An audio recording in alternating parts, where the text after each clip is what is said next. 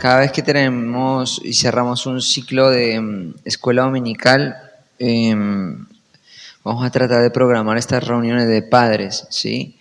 Igual me gustaría que, no digo que vaya a ocurrir, pero me gustaría abrir un canal para que los padres de la iglesia puedan acercarse a mí para estos momentos de reunión de padres y puedan plantear algunas necesidades que ustedes están percibiendo en sus propias vidas familiares, o si ven que hay necesidades en esta área de la crianza de los padres a modo general en la iglesia, y planteármelo como pastor para poder trabajar, para poder exponer, para poder hablar.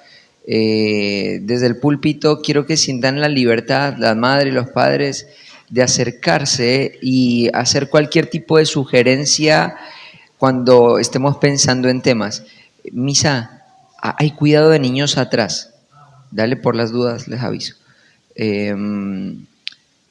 Entonces, sientan la libertad de que si ustedes quieren, hay algún tema concerniente a la crianza de los hijos que les gustaría que sea tratado en la reunión de padres, siéntanse en libertad de acercarse y plantearlo, ¿sí? No hay ningún tipo de problema. Antes de arrancar con la exposición de esta mañana, me gustaría, perdón, me gustaría arrancar este tiempo diciendo que, dale, gracias, sí. Muchos de ustedes han visto que le hemos dado comienzo a la escuela dominical de los niños, a la escuelita dominical, y la idea es que ese ministerio, a medida que vaya pasando el tiempo, siga afirmándose. Hay un grupo de mamás que están organizándose para poder cubrir esta área en la vida de la iglesia, y queremos utilizar este espacio para retroalimentar y para darte más herramientas a vos como padre a la hora de poder pensar en el trabajo de la vida espiritual de tus hijos. Una de las cosas que estamos tratando de hacer es unificar todas las temáticas que la iglesia está tratando hoy, para que tu hijo, cuando llegue a casa, vos puedas tomar lo que están enseñando ahí y puedas preguntarle intencionalmente qué fue lo que trataron en la escuelita dominical, quién fue tu seño. Y hay algunas cosas que se han dejado ahí en la escuelita dominical y que van a ir creciendo en intensidad. Está acoplando, Manu. Está acoplando un poquito, ¿puede ser? Ahí está, gracias. Una de las cosas que queremos es dejar una serie de tareitas semana a semana, donde se va a estar dejando en el cuaderno. Acopla, ¿no, Adri? ¿Está acoplando un poquito? ¿No? ¿O es este parlante que me está dando a mí? ¿Puede ser? Dale, genial. Una de las cosas que queremos es que se genere ahí en el ámbito del hogar un ambiente propicio para seguir machacando el tema de la predicación los domingos. Entonces, queremos darle bastante formalismo, queremos darle continuidad, queremos darle las herramientas al padre para que pueda ir acompañando a su hijo en un tema que vamos a tratar hoy, que es la predicación y nuestros niños. Y la intención es que vos puedas ver esto como un aliado, como una ayuda. El Ministerio de Niños existe no para proveer un espacio para el niño, sino existe para equipar al padre en su función de acompañar a su hijo en entender las verdades espirituales. Entonces, lo que queremos que entiendas es, cuando vos ves el cuadernito que la seño deja con una tarea, lo que tenés que pensar es, me están ayudando, ¿sí? No es, oh, más tarea, más cosas para hacer, sino es un aliado, es una ayuda, es una bendición. Están dándome recursos para que algo que ya escuché, que la exposición del domingo, se materialice en algo que me están dando, que es el cuadernito con la tarea, y ahora tengo la oportunidad de poder trabajar en la vida de mi hijo este tema. Entonces, quiero que sepas que cuando la tarea está ahí, la idea no es que tu hijo se acuerde de hacer la tarea y él haga la tarea, sino que la idea es que vos puedas apartar un momento en la semana para sentarte con tu hijo y hacer esa tarea. Si el hijo es varón y está ahí recibiendo la tarea, lo ideal sería que la haga con el padre y la nena es con la mamá, ¿sí? Si el papá por muchas demandas laborales no lo puede hacer, la mamá puede suplir esa área y hacerlo también. Pero la idea es que cuando ustedes ven todas las herramientas de la escuelita dominical, las piensen en función de esto es para mí, esto es para que yo pueda estar equipado a la hora de trabajar en la vida de mi hijo. Algo que no queremos permitir en la mente de ninguno de nosotros es que el padre sienta que la responsabilidad de edificar, cultivar y construir la vida espiritual del hijo es una responsabilidad de la iglesia. No, eso es una responsabilidad de los padres. Y si la iglesia asume esa responsabilidad, estaría usurpando un lugar que no le corresponde. Es un lugar que a la familia le corresponde hacer. Es un lugar que a los padres le corresponde hacer.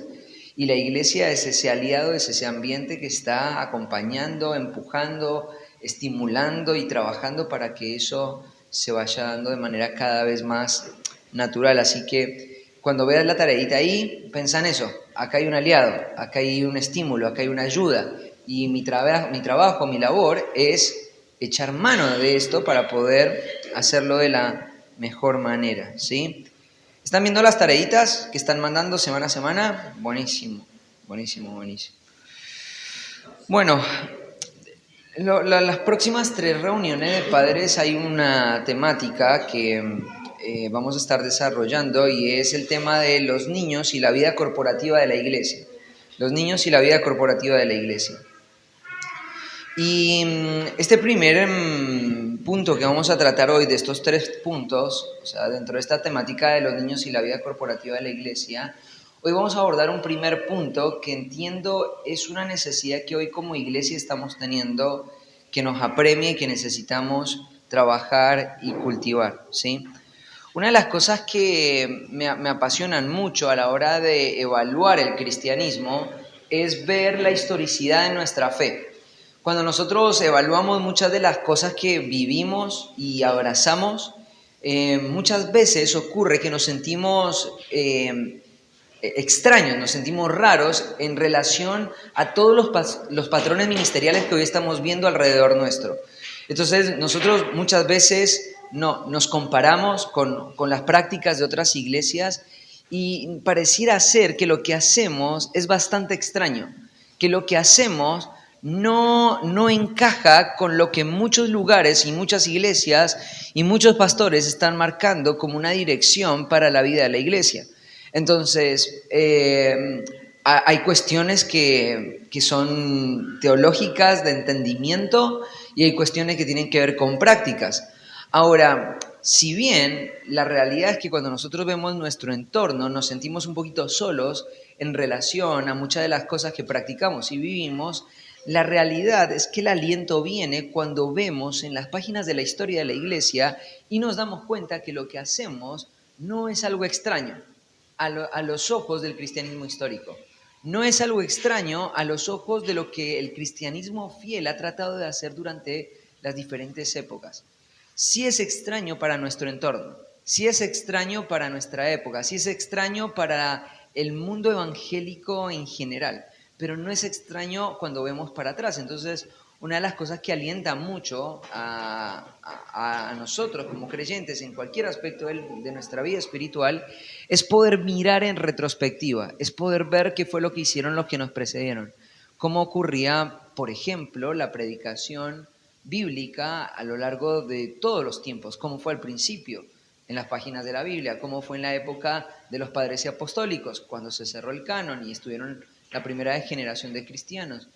¿Cómo se comportó la predicación a lo largo de todo el tiempo del oscurantismo, la Edad Medieval? ¿Cómo ocurrió la predicación bíblica en el entorno de la Reforma? ¿Cómo ocurrió la predicación bíblica en el entorno puritano, llevando el Evangelio al continente americano? ¿Y cómo está ocurriendo en nuestros días? Entonces, cuando vos ves eso, te das cuenta, aunque predicación expositiva podría parecer un concepto relativamente novedoso, no es algo nuevo, es algo histórico, es algo que está vinculado con la práctica del cristianismo histórico. Ahora, para nosotros es extraño y cuando empezamos a escuchar conceptos como la predicación expositiva es la única forma legítima de la predicación, nos resulta un tanto chocante y extraño porque no muchas iglesias en nuestro entorno predican de manera expositiva. De la misma manera, la consejería bíblica, cuando vos analizás el tema de la consejería bíblica a lo largo de la historia, puedes ver y encontrar que en todos los momentos de la historia siempre hubo personas que estuvieron creyendo en la todosuficiencia de las Escrituras para abordar los diferentes momentos y situaciones difíciles del comportamiento humano. Y así podríamos ir por cada aspecto de la vida ministerial. Si vos querés entender, por ejemplo, el ministerio pastoral, también hay una trazabilidad de cómo llegó el ministerio pastoral hasta nuestro tiempo. Si vos querés, por ejemplo, entender, voy a tratar de aspectos teológicos. Una de las cosas que, por ejemplo, me pasa mucho con amigos pactistas es que nos hablan mucho acerca de la poca historicidad que tiene la construcción dispensacionalista en cuanto a los eventos futuros. Y uno empieza a hacer la trazabilidad de esa doctrina y se da cuenta, no es algo novedoso, es algo que existió en el cristianismo histórico. Es una falacia, es una mentira decir que esto es algo novedoso.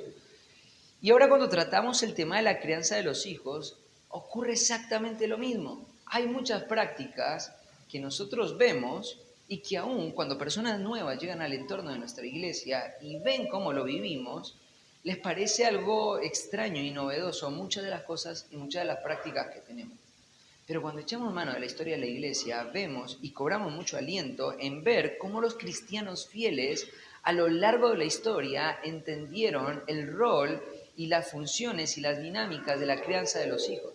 Y entonces no te sentís como un bicho raro, no te sentís como una persona sola yendo en contra de la corriente, te ves como un cristiano alineándote con las prácticas que los cristianos han hecho a lo largo del tiempo. Entonces, en esta mañana vamos a tratar un tema y lo que voy a tratar de hacer esta mañana es brindarte una serie de pasajes bíblicos para que formes una convicción en cuanto a un aspecto particular de la crianza de los hijos. Y el tema que vamos a estar tratando hoy es ¿por qué nuestros hijos deberían estar expuestos a la predicación?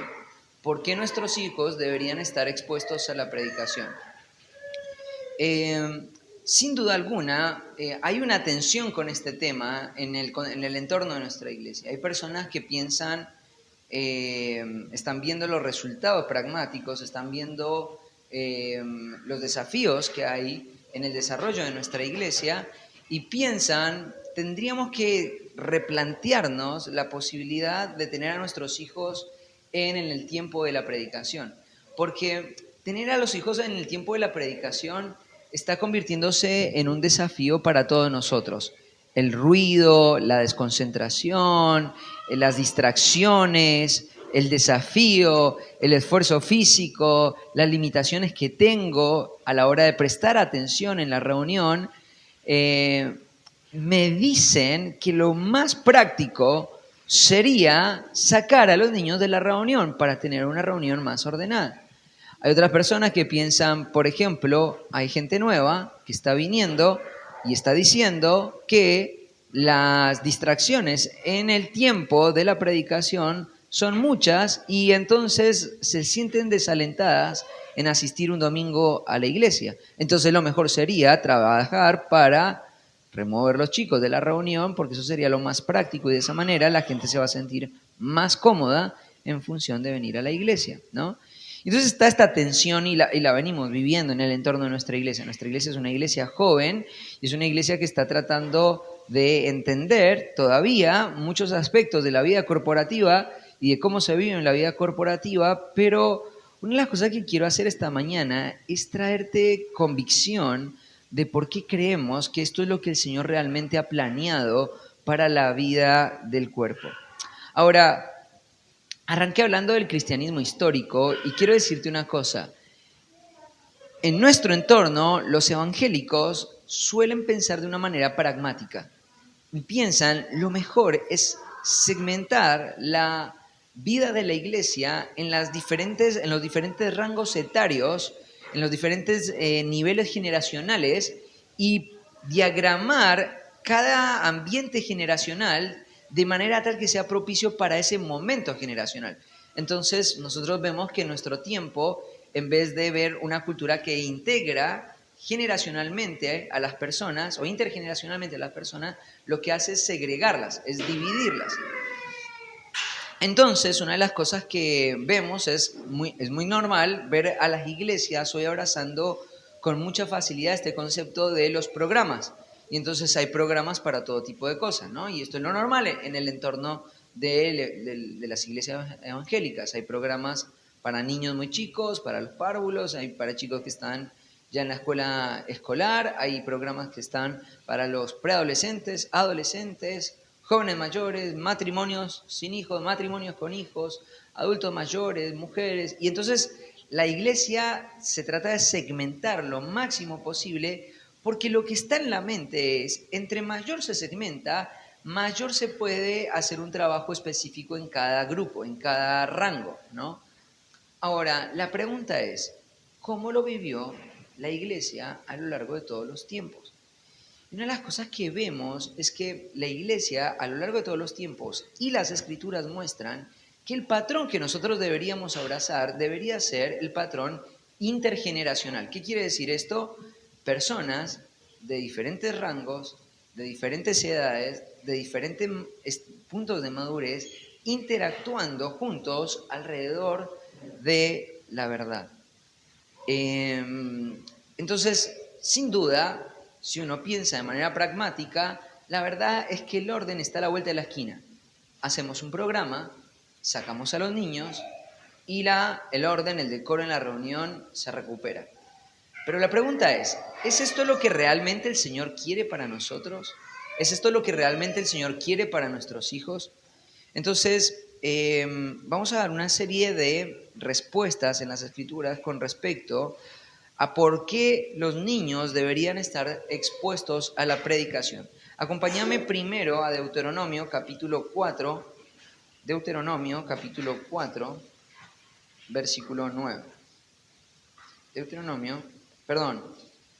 Capítulo 6, versículo 4 al 9. Es un pasaje que hemos utilizado en otros momentos, pero me gustaría brindarte una perspectiva un tanto distinta de este pasaje. Mira lo que dice el versículo 4. Oye Israel, nuestro Dios, Jehová, uno es. Y amarás al Señor tu Dios de todo tu corazón y de toda tu alma y con todas tus fuerzas. Y estas palabras que yo te mando hoy estarán sobre tu corazón. Y las repetirás a tus hijos. Y las repetirás a tus hijos. Y ahí quiero detenerme en la exposición del pasaje. Cuando pensamos en el libro de Deuteronomio, solemos pensar como un documento histórico de connotaciones legales que regulan la vida de un pueblo que va a vivir bajo un gobierno que se llama la teocracia. Una teocracia, un gobierno que está dirigido por Dios mismo. Dios está estableciendo normas, leyes para regir el comportamiento y está estableciendo el parámetro de comportamiento que la nación de Israel debe vivir. Entonces Dios está dando esto. Ahora, ¿cómo Dios está suministrando esta normativa? Bueno, primero quiero explicarte una cosa. Cuando hablamos del libro de Deuteronomio, tenemos que pensar que esto, muchos le llaman a Deuteronomio la segunda ley, ¿sí? En realidad no es una segunda ley. Deuteronomio es un libro que es la repetición de la ley. Cuando vos vas al libro de Levítico y ves algunos textos de Éxodo, te das cuenta de que la mayoría de textos que están ahí dados en el libro de Levítico fueron diseñados y dados para que los sacerdotes entiendan cómo regular la vida del pueblo, la vida ceremonial, la vida del comportamiento, la vida legal, todas las cosas se aclaran en el libro de Levítico pensando en aquellos que tenían que trabajar regulando esto. Pero cuando llegamos al libro de Deuteronomio, el libro de Deuteronomio es la misma ley, solamente que está diseñada en función de ser explicada al pueblo, no a quienes van a regir, sino al pueblo de Dios, para el habitante cotidiano, para el habitante común. No son sacerdotes, son padres, son madres, son hijos de toda tribu dentro de la nación de Israel. Entonces, el libro de Deuteronomio es eso, es la repetición de la ley, pero dicha de una manera que la gente la pueda entender, dicha de una manera que la gente la pueda vivir, dicha de una manera simple y cotidiana. Y entonces eso es el libro de Deuteronomio. Pero además de eso, uno lo que tiene que pensar es, con respecto al libro de Deuteronomio, es que el libro de Deuteronomio es un libro diseñado para ser dicho en forma de predicación. Entonces, el libro de Deuteronomio es una serie de predicaciones que Moisés dio antes, en el momento previo, antes de llegar a Cades Barnea, que era la puerta para entrar a la tierra prometida. Entonces, pensá en esto, pensá en el contexto de este pasaje. Pensá que es la ley pensada para el habitante común y diseñada para ser proclamada en función de una serie de predicaciones. Estamos hablando de que el libro de Deuteronomio son predicaciones, una y otra predicación. Ahora, es interesante otra cosa más del contexto del libro de Deuteronomio. Es una serie de predicaciones diseñadas para comunicar y regular la vida del pueblo de Dios, dicha a toda una generación de hijos. Voy a decir, bueno, pero esos hijos en ese punto no eran niños.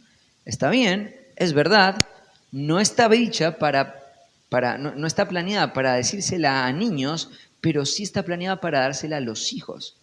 Porque tenés que recordar una cosa, toda la nación de Israel, frente a la posibilidad de tomar la tierra prometida, ellos cayeron en incredulidad cuando los espías desanimaron y desalentaron con su perspectiva la toma de la tierra prometida, y lo que tuvo que hacer Dios fue borrar por completo, o bueno, casi el 99,99%, porque 2 hombres entraron a la tierra prometida, pero gran parte de toda una generación de padres borrarla, porque entendían que esos padres iban a ser nocivos para la vida del pueblo. Y esto es algo muy triste. Imagínate Dios pensando en desechar toda una generación de padres porque no eran útiles a los propósitos eternos. Y entonces, ¿cómo hacer para que ahora los hijos de estos padres reprobados no fracasen? Bueno, esto es interesante. La manera en la que Dios ha planeado que estos hijos no fracasen en la labor que Dios les ha dado es darle la predicación de la palabra. Es esta serie de predicaciones que encontramos en el libro de Deuteronomio para que ellos como hijos se afirmen. Y ahora estos hijos que tienen sus propios hijos, les va a decir las palabras que estamos leyendo acá. Entonces dice ahí en el versículo 6, y estas palabras tienen que ver con lo que está ocurriendo acá, con lo que está ocurriendo en el libro de Deuteronomio. ¿Cuáles son estas palabras? Son estas predicaciones. Esta serie de predicaciones que Moisés ha empezado a dar antes de entrar a la tierra prometida, antes de llegar a la tierra de Cades Barnea, estas predicaciones son lo que tienen que repetirle a sus hijos. Entonces, la primera respuesta a la pregunta ¿por qué deberían estar nuestros hijos expuestos a la predicación? Es porque las escrituras lo ordenan. Las escrituras ordenan la exposición de nuestros hijos a la predicación. Cuando Moisés le está diciendo a los hijos de esta generación de hijos que les repitan estas palabras, lo que les está diciendo es, ustedes tienen que exponer a sus hijos a esta predicación, a esta serie de predicaciones. Tienen que exponer sus hijos a la exposición bíblica, a la predicación bíblica. Ahora, esta expresión es una expresión muy fuerte porque es dicha en función de que toda una generación de hijos que son hijos de padres que han fracasado no fracasen. Toda esta serie de mandatos está siendo dada a toda una generación de hijos para que no fracasen. Y el consejo que les está diciendo es, expone a tus hijos a la predicación. Expone a tus hijos a la predicación. Claro, ellos como hijos, si vos ves, por ejemplo, el capítulo 4, ellos fueron expuestos a la vergüenza. Ellos fueron expuestos a la vergüenza de tener que pasar por la tierra de los hijos de Esaú, ¿cierto? La tierra, ellos tenían que pasar por esa tierra y ver a sus parientes ahí establecidos en la tierra, gente que no tenía las promesas de Dios. Ellos estaban viviendo la vergüenza, ellos estaban viviendo la postergación de la tierra, ellos habían perdido 40 años en el desierto. Ahora la gente que iba a tomar la tierra prometida era gente que no había visto el mar abrirse, era gente que no había visto en muchos periodos del desierto, eran hijos en una generación nueva y ellos habían entrado y estaban entrando en un proceso donde la consigna era no fracasar como sus padres. Y eso es algo muy triste. Pensá en eso, ¿no? Pensá en Dios tomando toda una generación de hijos, diciéndole, por favor, no sigan el patrón de sus padres. Y lo primero que les va a decir es, bueno, ámenme por sobre todas las cosas, ámenme con todas las fuerzas, ámenme con toda el alma, con todo el corazón, con todo lo que ustedes son. Y si me aman, entonces lo primero que tienen que hacer es exponer a sus hijos a la predicación. Estas palabras las vas a repetir. O sea, este pasaje es un argumento muy fuerte para entender que nuestros hijos tienen que entender la vitalidad, la centralidad de la predicación en sus propias vidas por diseño de Dios, por diseño de Dios. Ahora, fíjate una cosa, nuestros hijos deben estar en la predicación y deben estar expuestos a la predicación porque Dios lo está ordenando, pero además de eso, la exposición a la predicación no solamente ocurre en un momento ceremonial. Fíjate que acá estas predicaciones estaban siendo dadas abiertamente, públicamente, a toda la nación de Israel, ¿cierto? Estaban siendo habladas ahí, estaban entrenando, estaban equipando, estaban anticipando, estaban ordenando. Pero además de esa predicación, siendo expuesta a la vida de tus hijos, habla acerca de la repetición de la predicación, de la repetición. Y entonces mira lo que dice ahí. Y hablarás de ellas estando en tu casa y andando por el camino y al acostarse y cuando te levantes, las atarás como una señal en tu mano y estarán como frontales entre tus ojos y las escribirás en las postes de tu casa y en tus puertas. Una de las cosas que este pasaje está diciendo es, tu hijo no solamente necesita la predicación cuando es expuesta, sino necesita que le repitas la predicación continuamente. Entonces, ¿por qué razón la escuela dominical va a volver a tratar el tema de la conversión de Pablo? ¿Por qué otra vez la escuela dominical va a tratar el tema de Felipe y la predicación y su ministerio? ¿Por qué va a tratar la historia del eunuco? ¿Por qué la ejecución de Esteban? ¿Por qué se va a repetir todo eso? ¿No? Entonces la respuesta a eso es porque el Señor lo quiere. El Señor quiere que la predicación que estamos recibiendo como pueblo, como iglesia, se repita una y otra vez en el entorno del hogar. Y esto es aún más interesante. El hacer esto es un reflejo de tu actitud de amor a Dios. El hacer esto es un reflejo de tu actitud de amor a Dios. Porque antes de que vos puedas entender el valor de la predicación, primero tenés que tener a Dios por sobre todo. La condición de poder vivir la repetición, la exposición, es decir amo a Dios. Y gran parte de lo que va a reflejar tu actitud en cómo tenés a tus hijos, exponiéndolos continuamente en la iglesia y en tu casa a la predicación, va a ser un barómetro, un parámetro de medida para poder evaluar cómo está tu amor hacia el Señor. Segunda razón, ¿por qué deberían estar expuestos nuestros niños a la predicación? Acompáñenme a Romanos capítulo 10. Romanos capítulo 10, versículo 14. Adri, ¿me ayudas con otro pasaje? ayúdame con, creo que es Primera de Corintios. O no, lee el de Romanos, si yo busco el de Corintios, por favor.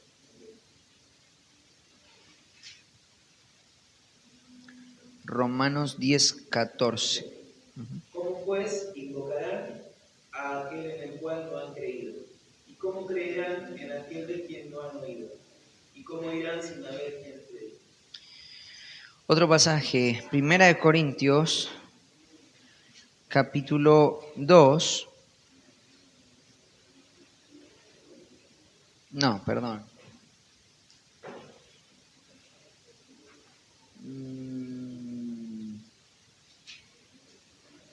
Anoté mal la cita.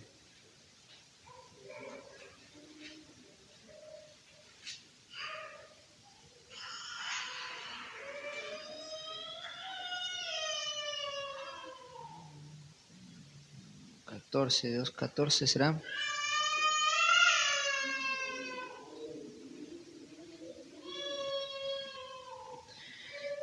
Se me perdió el pasaje.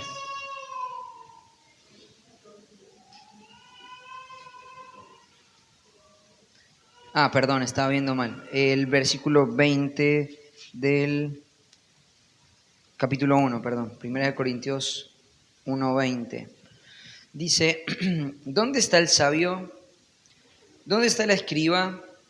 ¿Dónde está el disputador de este siglo? ¿No ha enloquecido Dios la sabiduría del mundo? Pues ya que en la sabiduría de Dios el mundo no conoció a Dios, mediante la sabiduría agradó a Dios salvar a los creyentes por la locura de la predicación. Porque los judíos piden señales y los griegos buscan sabiduría, pero nosotros predicamos a Cristo crucificado, para los judíos ciertamente tropezadero y para los gentiles locura, mas para los llamados, así judíos como griegos, Cristo poder de Dios y sabiduría de Dios. Porque lo insensato de Dios es más sabio que los hombres y lo débil de Dios es más fuerte que los hombres. Hay una cuestión doctrinal en todo esto de la predicación. ¿Por qué exponer mi hijo a la predicación?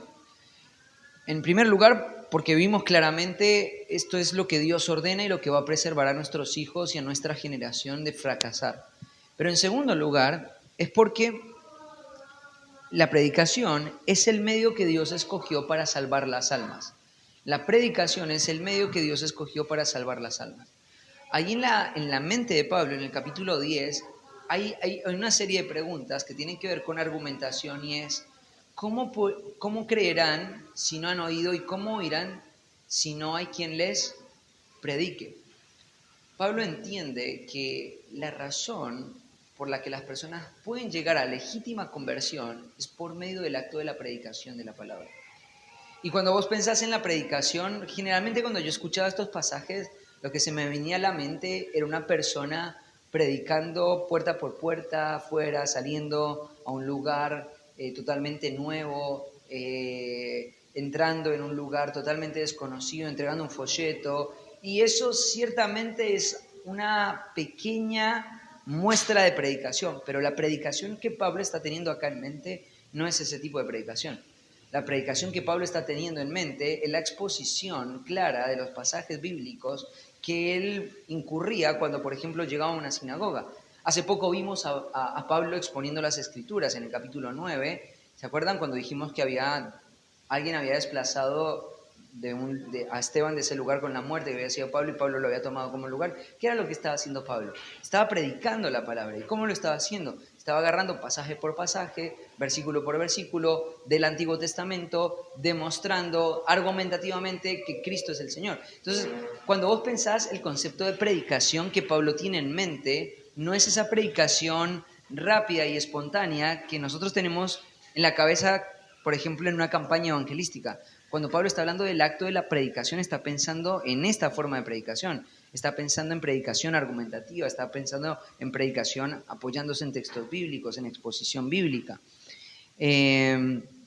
Entonces, en el contexto de Corintios también, cuando vos ves el libro de los Hechos, vos te das cuenta de que Pablo pasaba tiempo en lugares específicos predicando la palabra de Dios. Nos dice ahí que él no predicaba sabiduría humana, él no buscaba la argumentación y la lógica greco-romana, lo que él hacía era exponer solamente a Cristo. Pero ahí en 1 Corintios, versículo 20, nos dice eso, ¿no? A Dios le agradó salvar a las personas por medio de la locura de la predicación, ¿no?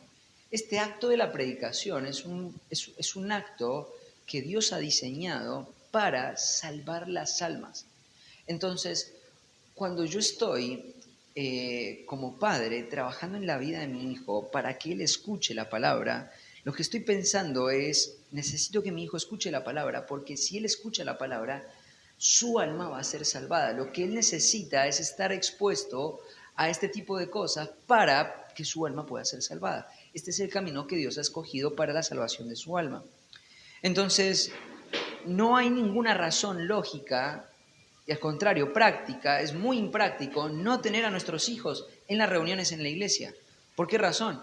Porque la predicación es tu mayor aliado a la hora de pensar no solamente en la salvación de tu hijo, sino en la afirmación de él como creyente. Uno de los problemas con los que hago muchas veces conflicto es cómo se diluye muchas veces el estándar del Evangelio y la verdadera conversión en la vida de los niños. A veces pensamos que la forma en la que una persona llega a la salvación es totalmente distinta a la que llega un niño. Obviamente que hay cuestiones intelectuales que un niño va a ir desarrollando con el tiempo, pero la salvación de un niño no es distinta a la salvación de un adulto. Él tiene que vivir la experiencia del vaciamiento, el ver su fracaso espiritual, su bancarrota espiritual. Él tiene que sentir el peso de su pecado, lo agobiante que el pecado es. Y en ese agobio, en ese vaciamiento, en esa bancarrota espiritual, él tiene que ir entendiendo las verdades elementales de quién es Cristo. Él es Dios. En Él habita toda la plenitud de la deidad. Él es el Hijo de Dios, Él es el creador del mundo, Él es el que sostiene con el poder de su palabra toda la existencia. Y Él adoptó la forma de un hombre, se humilló, ¿cierto? Se convirtió en un embrión, después fue un niño, después fue un joven, después fue un adulto, y aprendió la obediencia y fue obediente hasta la muerte y la muerte de cruz, y al tercer día resucitó, y entonces ese niño ve en ese vaciamiento en Cristo todo lo que él necesita para salvar su alma. Y entonces él entiende y debe entender que ahora lo que tiene que para recibir ese perdón es confiar con total confianza en la obra y en la persona de Cristo en función de que él pueda rendir por completo su vida. Y entonces las manifestaciones de una verdadera conversión vengan sobre él. Hambre espiritual, deseo espiritual, lectura de la palabra, lucha en contra del pecado. Obviamente que en proporciones naturales en la vida de un niño, pero es la misma conversión. Ahora, cuando nosotros estamos pensando en que nuestros hijos alcancen la salvación, una de las preocupaciones que debemos tener es, ellos necesitan estar expuestos a la predicación por diseño de Dios. Esto es lo que va a salvar sus almas. Entonces, cuando nosotros restringimos a nuestros hijos de la predicación, lo que hacemos es quitarles un elemento vital. Ahora, no hay un momento donde el Señor se deleite más en desplegar su poder y el Espíritu Santo actuar con poder que en la predicación pública de la palabra. Y te lo puedo demostrar viendo que en los momentos críticos donde el Espíritu Santo más actuó y este actuar del Espíritu Santo que se llama el avivamiento del Espíritu Santo fue una respuesta a la vindicación de la predicación pública de la palabra. Siempre. Vos analizás cada momento de avivamiento espiritual en los tiempos bíblicos y en la historia de la iglesia, y vos te das cuenta que el Espíritu Santo actuó de una manera poderosa cuando el púlpito, cuando la predicación pública se reivindicó, ¿sí? Entonces, ¿por qué exponer a nuestros hijos a la predicación? Porque es el medio que Dios escogió para salvar las almas. En tercer lugar, ¿por qué exponer nuestros hijos a la predicación pública? Mira, porque las escrituras lo modelan. Acompáñame al libro de Esdras, capítulo 8, versículo 1 al 5. Esdras 8, 1 al 5.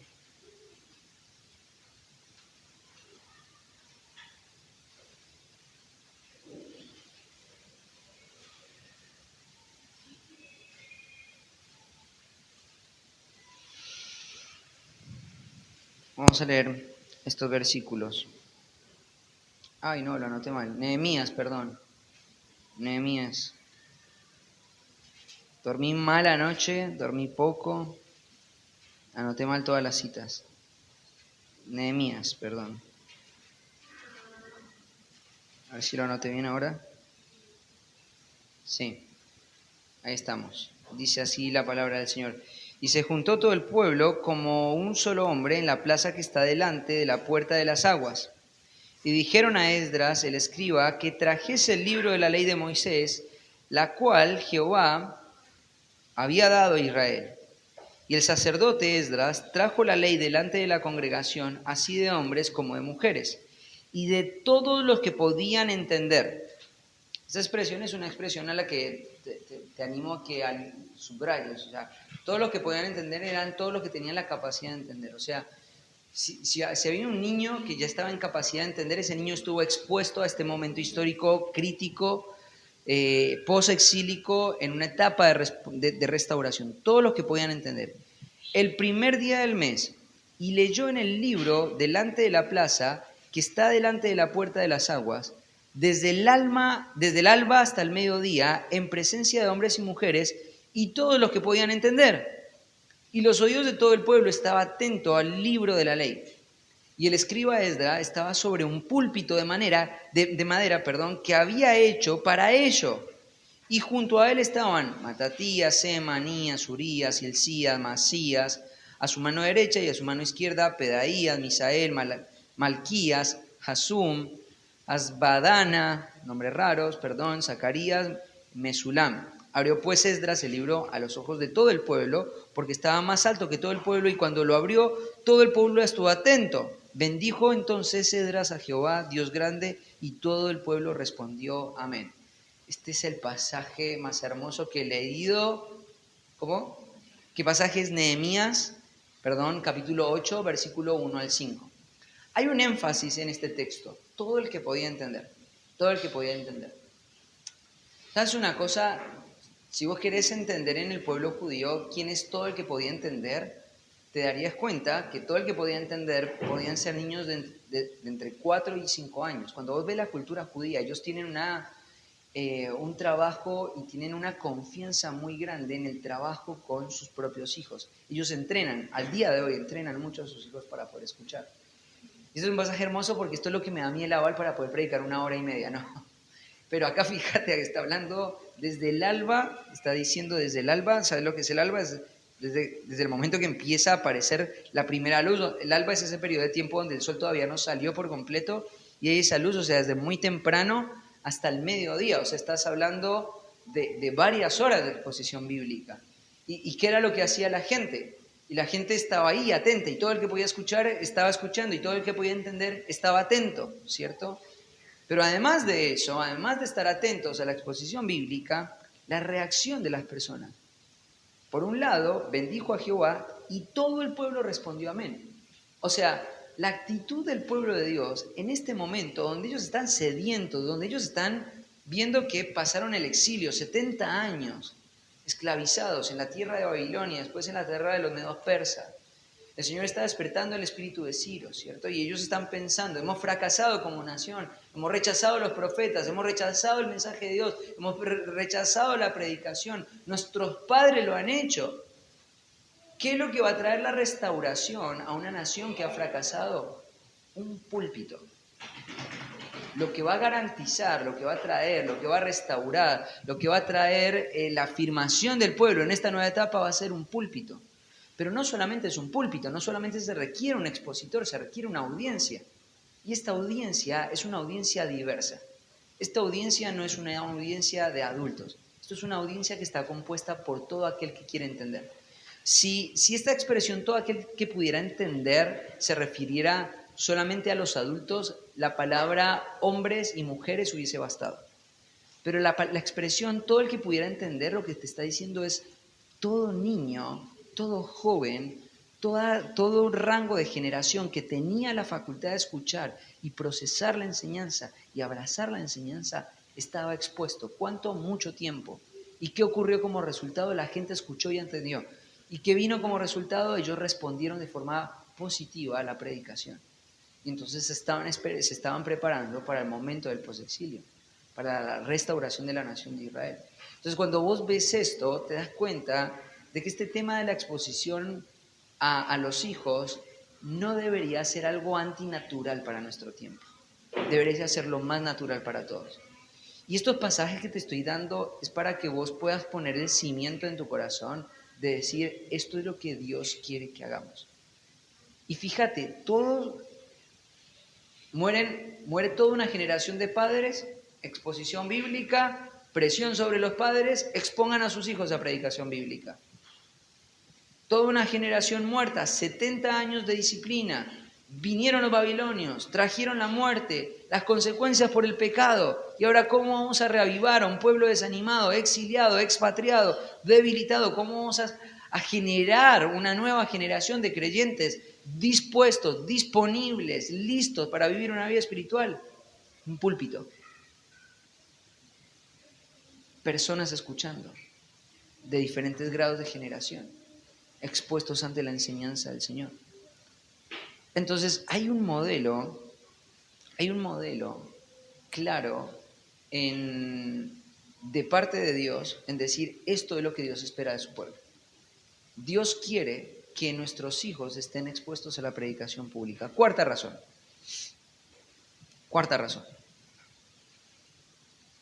¿Por qué tener a nuestros hijos expuestos a la predicación? Porque Dios quiere una vida equilibrada. No está en contra de su felicidad. Hay un texto muy interesante que es el libro de Zacarías. Acompáñenme a Zacarías, capítulo 1.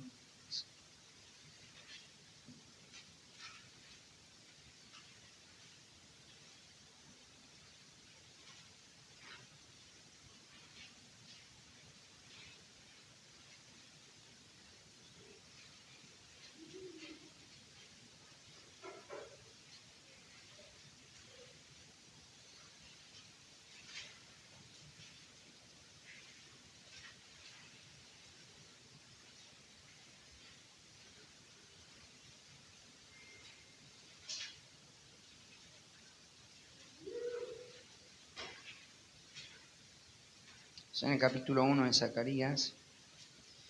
Fíjate que allí el libro de Zacarías tiene un contexto muy interesante, pero también el libro de Zacarías está diseñado en función a hablarle a los hijos, ¿no? Mira lo que dice el capítulo 1, versículo 4. No seáis como vuestros padres. Fíjate, acá tenés otro texto de la Biblia dirigido a hijos, dirigido a toda una generación de hijos. Dice, no seáis como vuestros padres, a los cuales clamaron los primeros profetas diciendo, así ha dicho Jehová de los ejércitos, volveos ahora de vuestros malos caminos y de vuestras malas obras, y no atendieron ni escucharon, dice Jehová. Es el mismo contexto, esto parece un patrón, ¿no? Parece toda una generación de padres fracasando y ahora los hijos son expuestos a la verdad de Dios, ¿no? Ahora, cuando nosotros pensamos en que nuestros hijos estén en la reunión, muchos padres sienten una tensión, y acá quiero hablar de un tema que es un poco sensible y es el tema de la felicidad de nuestros hijos. A veces pensamos que la meta máxima para nuestros hijos es poder proveer alrededor de ellos todo un entorno de felicidad, ¿no? Y muchos tienen esa filosofía, aunque no la hayan esbozado, aunque no la hayan escrito, sí está escrita en sus corazones y se evidencia en sus patrones de crianza. Entonces, los padres están pensando en todo lo que alrededor de sus hijos sea proporcionado en función de que ellos sean felices, ¿no? Y lo que nosotros vemos en la forma en la que el Señor direcciona la crianza es en un sentido completamente distinto, y es coordinar y proveer todo lo que sea posible en función de que los hijos sean obedientes más que felices, ¿no? Pero ahora hay otro punto, y es, ¿Dios está en contra de la felicidad de nuestros hijos? Quiero que vayas más adelante en Zacarías y anda al capítulo 8, versículo 5. Porque aunque es un libro diseñado para hijos, aunque hay palabras donde va a hacer advertencias muy fuertes, donde va a poner una presión muy grande sobre esta generación de hijos, ahí cuando empieza a hablar ya en una terminología escatológica, donde empieza a presentar cómo va a ser este reino terrenal de Cristo y empieza a hablar de este momento milenial donde el gobierno de Cristo se va a ver de una manera concreta en el mundo, y ahí ese gobierno va a ser el único gobierno de justicia real que hay. Empieza a describirlo, y dentro de esas descripciones, en el capítulo 8, versículo 5, dice: y las calles de la ciudad estarán llenas de muchachos. La palabra para muchachos ahí es una palabra que también se puede traducir como niños, muchachos y muchachas que jugarán en ellas.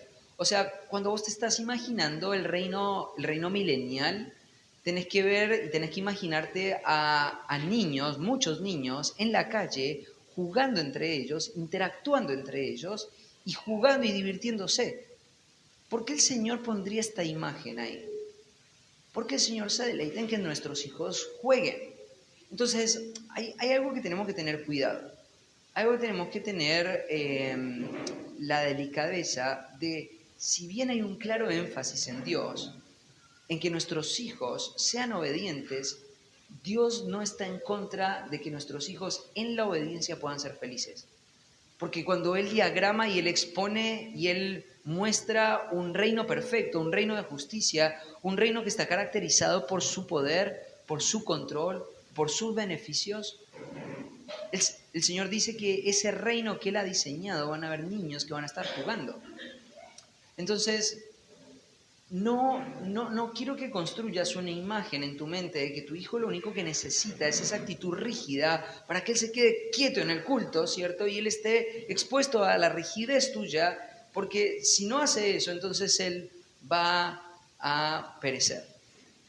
No, claramente el Señor acá está hablándole a los hijos y les está diciendo: escuchen y no cometan los errores de su papá, pero quiero que sepan una cosa: la obediencia tiene que redundar finalmente en una verdadera felicidad.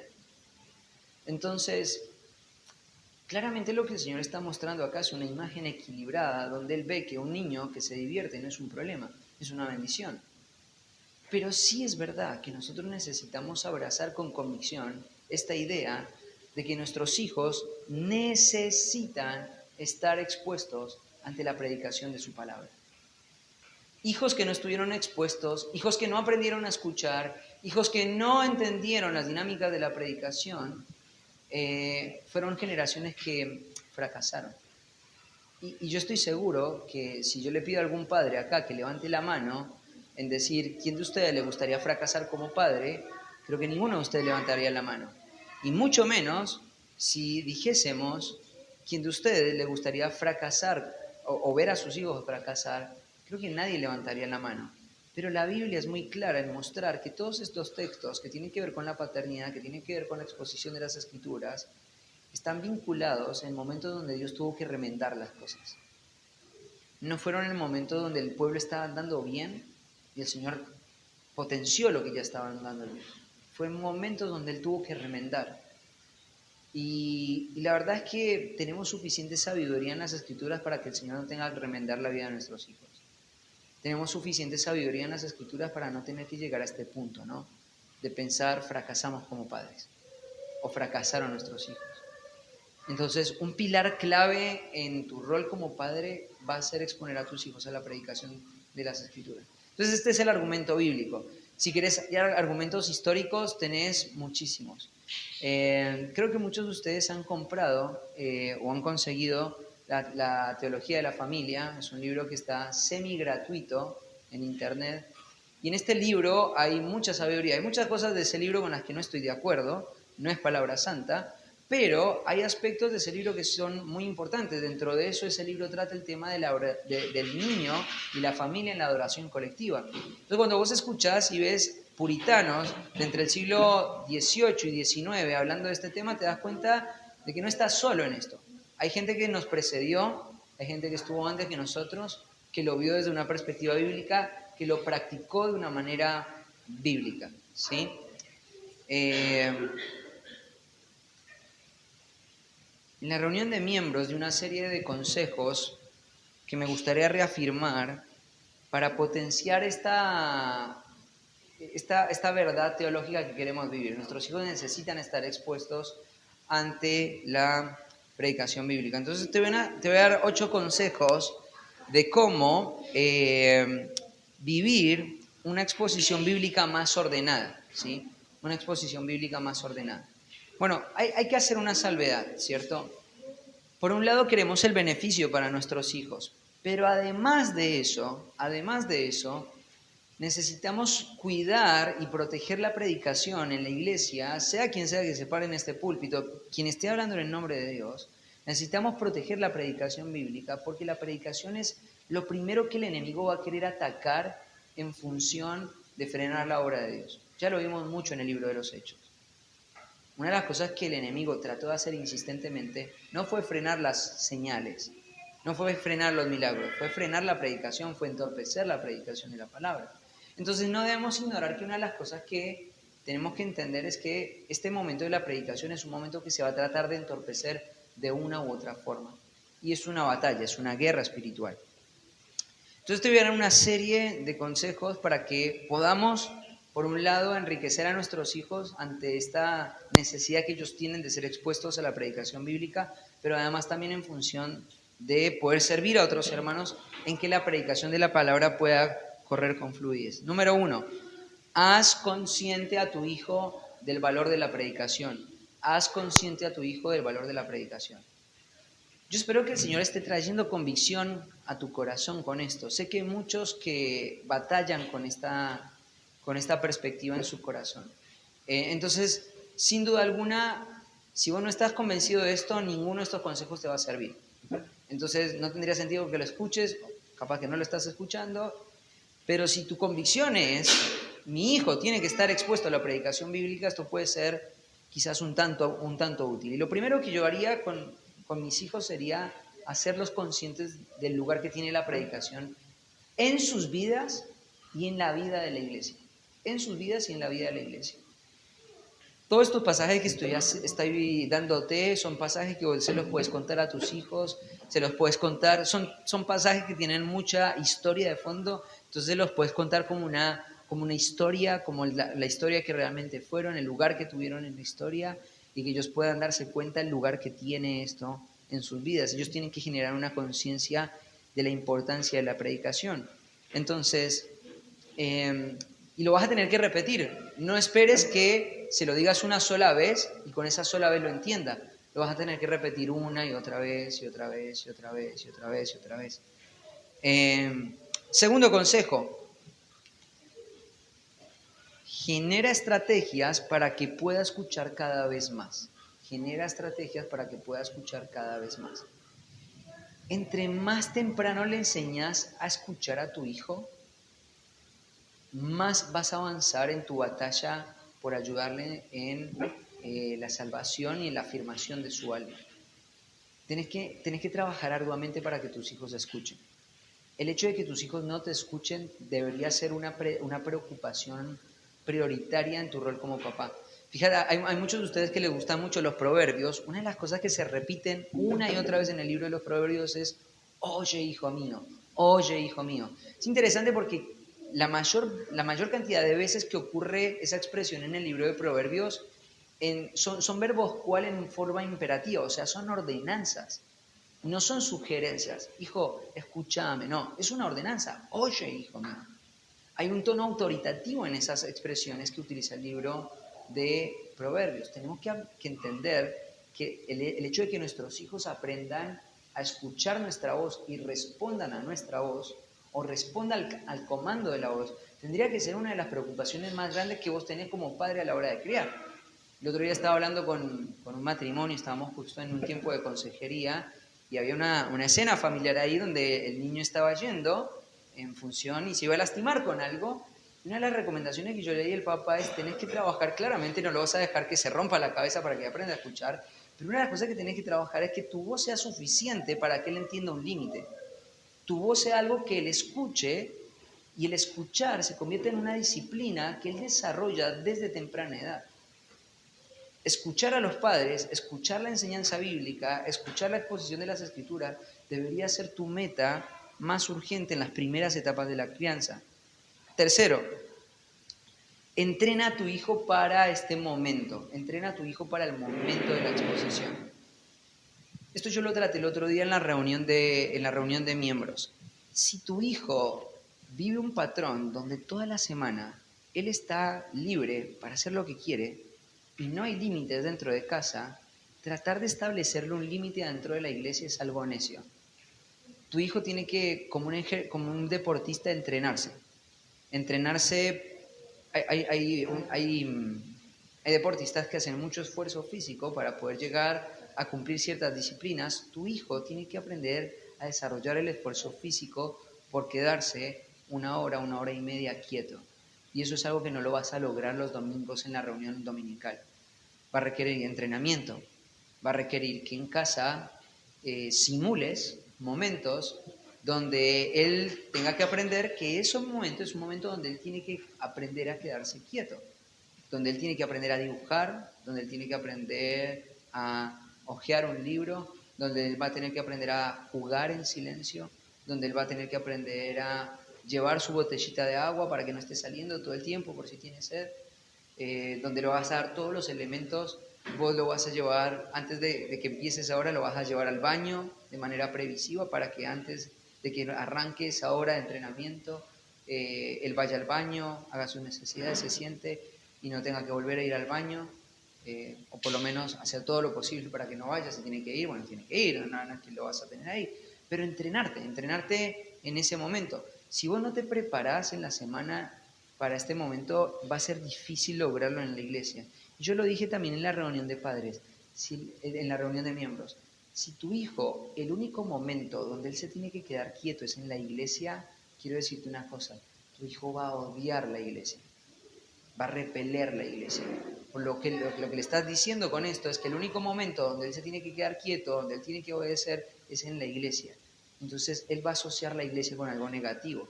En cambio, si vos lo entrenás, y hay momentos en el hogar donde vos lo entrenás para que él aprenda a ver a su mamá o a su papá escuchando un mensaje y él quedándose quietito ahí, va a ser algo de sumo provecho para él.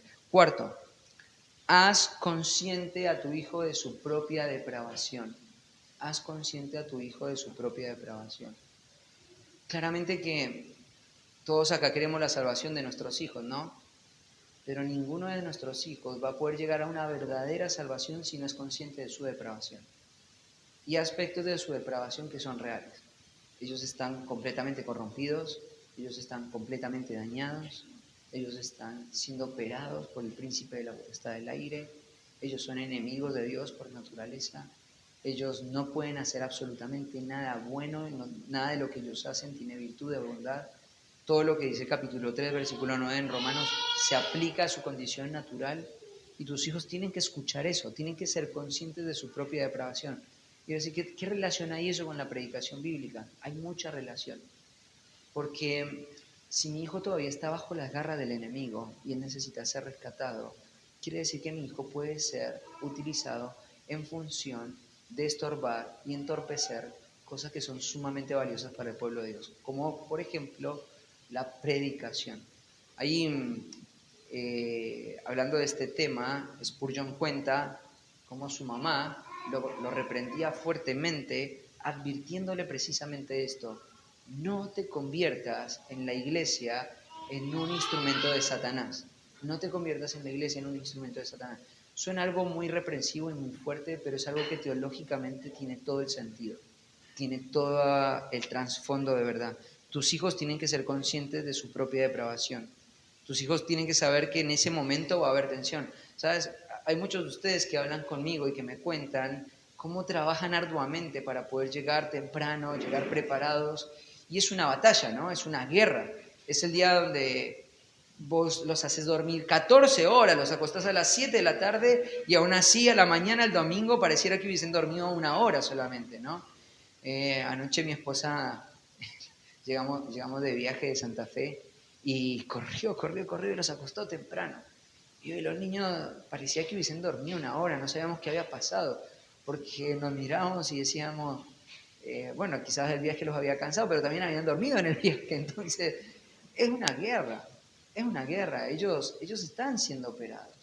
Y vos sabés, y tenés que ser consciente de que el domingo a la mañana Es el momento donde el Señor Jesucristo, cuando la iglesia se convoca, es el momento donde el Señor está actuando, es el momento donde el Señor está caminando en medio de la iglesia, y es el momento donde el Señor más poder despliega para transformar tu vida. Y el enemigo sabe eso. Entonces, el hecho de que vos tengas todas esas batallas el domingo a la mañana, ahí se están codeando. Entonces, se ve que algo de razón tengo con esto. La razón por la que vos batallas a la mañana es porque el enemigo está presto para destruir este momento. Él lo quiere entorpecer, él lo quiere nublar, él lo quiere opacar, él quiere que no ocurra. Y entonces nosotros tenemos que entender que estamos batallando contra la propia fuerza de la depravación del corazón humano. 5. Ordena tu vida alrededor de esta prioridad. Ordena tu vida alrededor de esta prioridad. Yo les conté a algunos de ustedes que cuando yo escuché este consejo me pareció muy extremista. El hecho de vivir un principio de conducta como familia, esto no es algo que ustedes tienen que hacer, pero esto es algo que nosotros vivimos como familia, es el hecho de no asumir compromisos cuando sé que la exposición bíblica viene el día siguiente. Entonces, el hecho de estar temprano en casa, el hecho de estar acostando a mis hijos de una manera apropiada, el hecho de...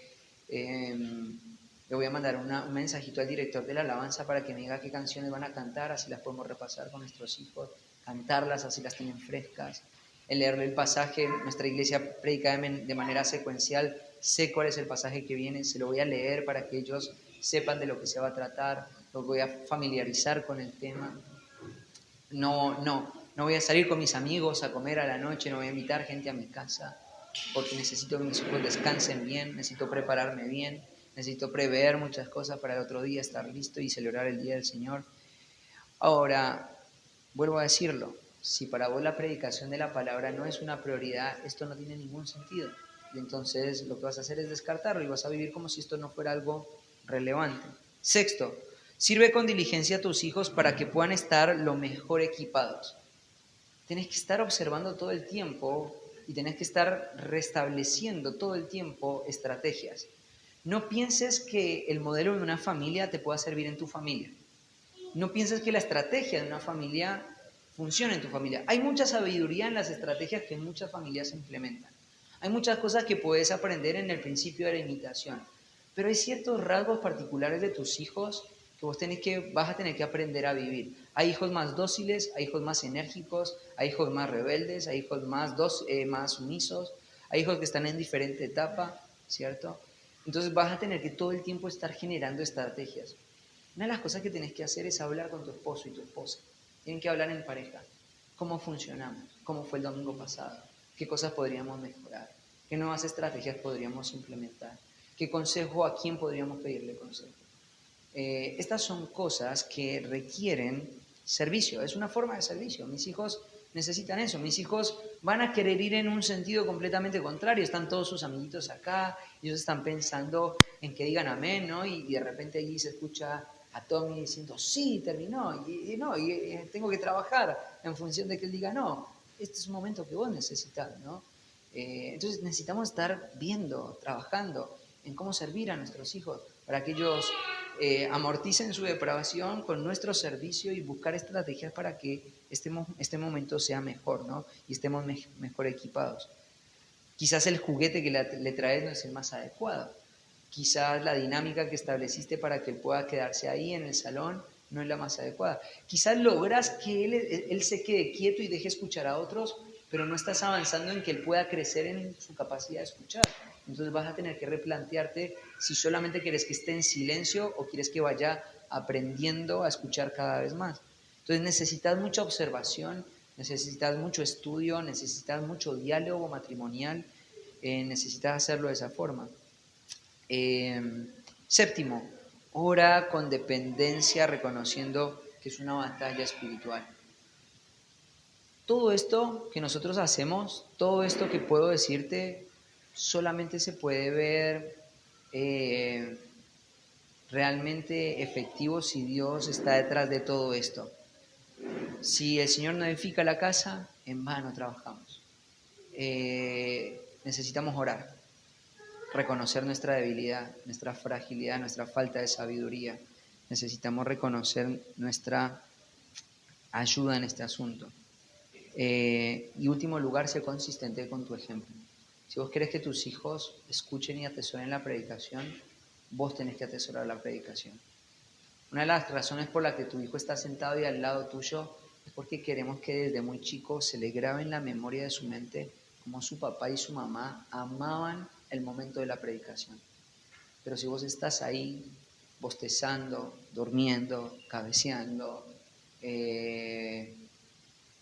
dejando que el desorden familiar no te permita servir y preparar a la familia de la mejor forma, no espero que tu hijo ame la predicación, porque lo va a ver como una rutina, lo va a ver como una obligación, no como lo que verdaderamente es, que es alimento al alma, que es Dios hablando a su pueblo, es Dios pastoreando nuestras almas, ¿no? Bueno, terminamos acá, ¿les parece? ¿Hay alguna pregunta? Si no hay preguntas, aprovechemos a compartir un ratito. Sí, Flor.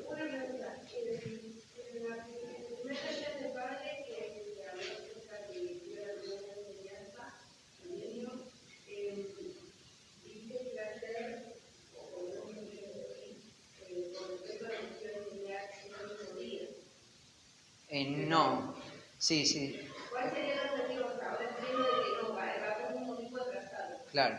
Entonces, por ejemplo, escuchamos la predicación y decimos, pero eso lo estudiamos nosotros.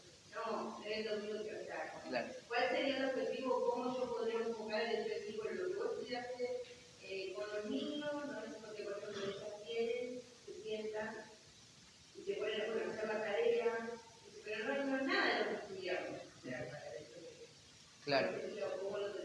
La razón por la que lo diagramamos un domingo atrás es por dos razones. Número uno, por la preparación del maestro, ¿sí? O sea, la predicación se cocina todas las semanas nueva.